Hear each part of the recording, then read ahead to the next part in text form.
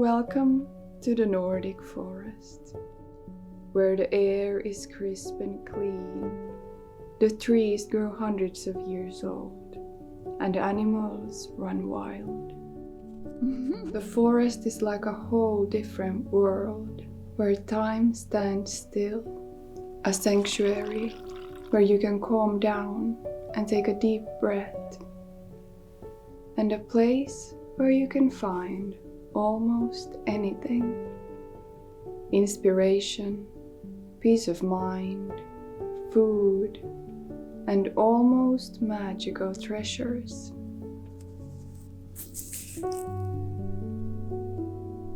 Did you know that when a coniferous tree like spruce or pine gets injured, it secretes a sticky substance called resin? Resin helps the tree heal and protects it from bacteria and insects.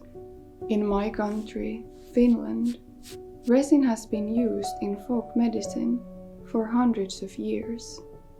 Traditionally, resin was mixed with butter or tallow to create an ointment that was used to heal various types of wounds, burns, and rashes.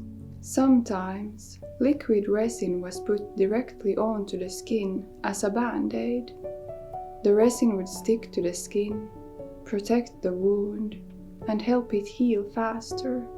Back in the day, resin was highly valued and too precious to use for smaller cuts or scratches.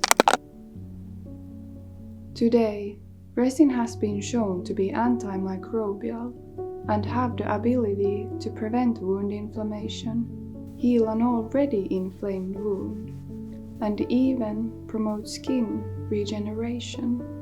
To collect resin, you need a knife and a jar.